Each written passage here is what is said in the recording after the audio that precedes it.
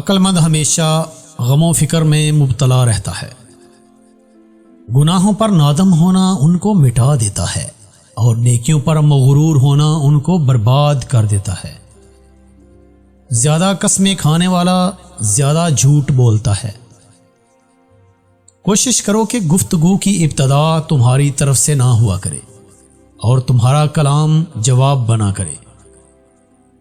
کسی جاہل یا کم عقل شخص کو سمجھاتے وقت یہ خیال مت کرو کہ تم اس سے کیا کہہ رہے ہو، بلکہ یہ دیکھو کہ وہ اس کا کیا نتیجہ اخذ کرتا ہے۔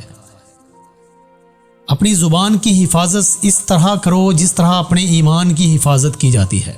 ایمان کی حفاظت نہ کرنے سے ایمان کے چھوٹ جانے کا خدشہ ہے، اور زبان کی حفاظت نہ کرنے سے عزیز و اقارب چھوٹ جانے کا۔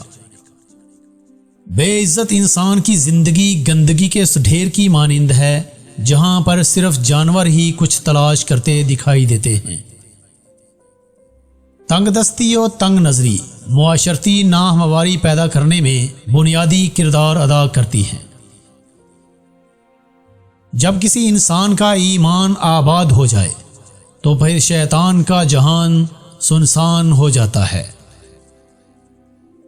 حق تلفی و ناانصافی ایسے ہی قابل نفرت عوامل ہیں جیسے کسی مسلمان کے نزدیک حرام گوشت کا لقمہ۔ جہالت اور افلاس ترازو کے دو ایسے پلڑے ہیں جو اگر متوازی ہو جائیں تو کفر کے نزدیک لے جا سکتے ہیں۔ متکبر انسان سور کی اکڑی ہوئی اس گردن کی مانند ہے جو اپنی کھال کی سختی کے باعث مڑ نہیں سکتی۔ زیادہ عقل مند بننے سے عقل زائل ہو جاتی ہے۔ درخت پر اوقات سے زیادہ پھل لگ جائیں تو اس کی ڈالیاں ٹوٹنا شروع ہو جاتی ہیں۔ انسان کو اوقات سے زیادہ مل جائے تو وہ رشتوں کو توڑنا شروع کر دیتا ہے۔ انجام آہستہ آہستہ درخت اپنے پھل سے محروم ہو جاتا ہے۔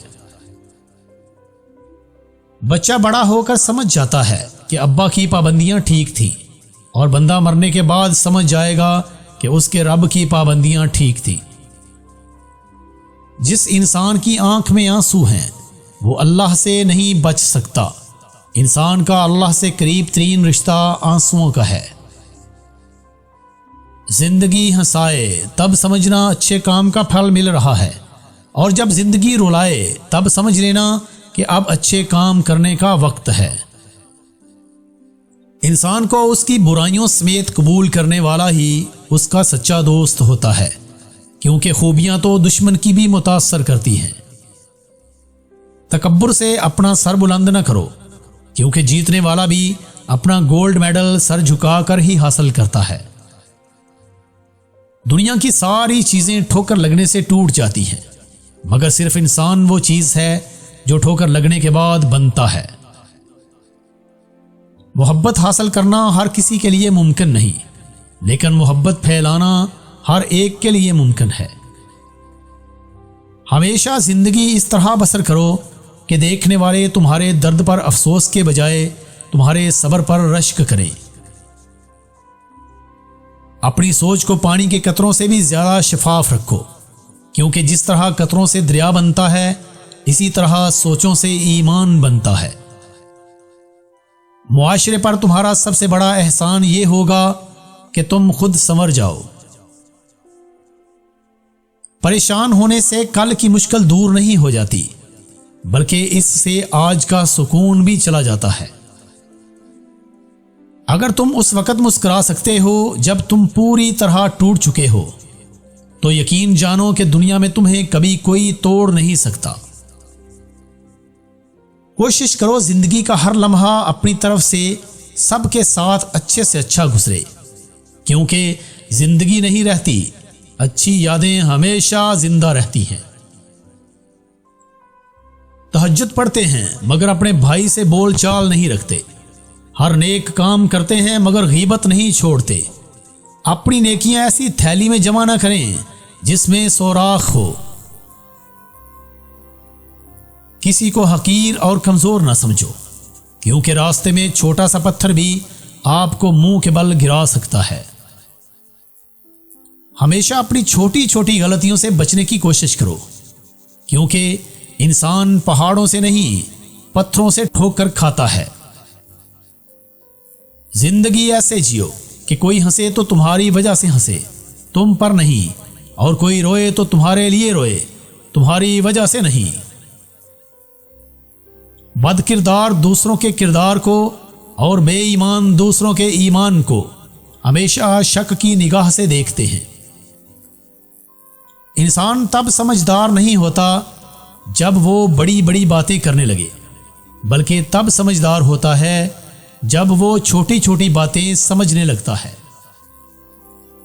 خوبصورت لوگ لازمی نہیں کہ اچھے ہوں، لیکن اچھے لوگ ہمیشہ خوبصورت ہوتے ہیں۔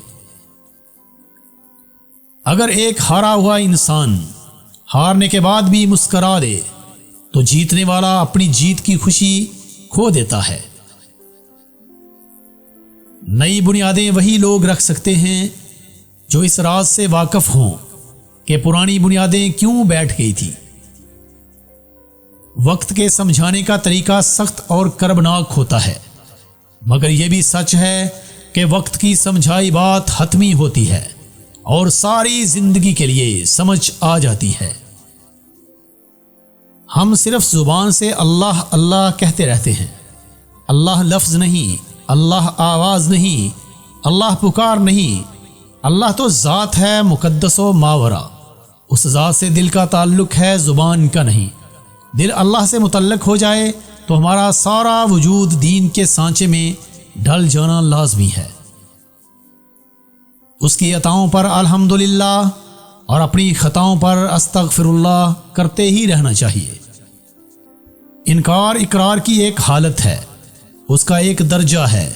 انکار کو اقرار تک پہنچانا صاحب فراست کا کام ہے، اسی طرح کفر کو اسلام تک لانا صاحب ایمان کی خواہش ہونا چاہیے۔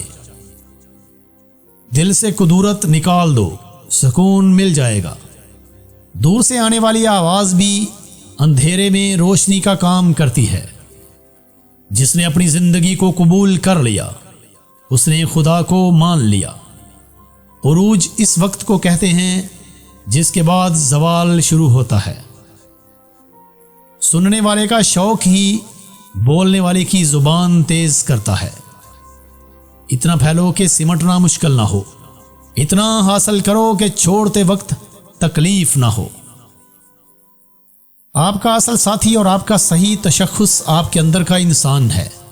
اسی نے عبادت کرنا ہے اور اسی نے بغاوت۔ وہی دنیا والا بنتا ہے اور وہی آخرت والا۔ اسی اندر کے انسان نے آپ کو جزا و سزا کا مستحق بنانا ہے۔ فیصلہ آپ کے ہاتھ میں ہے۔ آپ کا باطن ہی آپ کا بہترین دوست ہے اور وہی بدترین دشمن۔ آپ خود ہی اپنے لیے دشواری سفر ہو اور خود ہی شادابی منزل۔ باطن محفوظ ہو گیا تو ظاہر بھی محفوظ ہوگا۔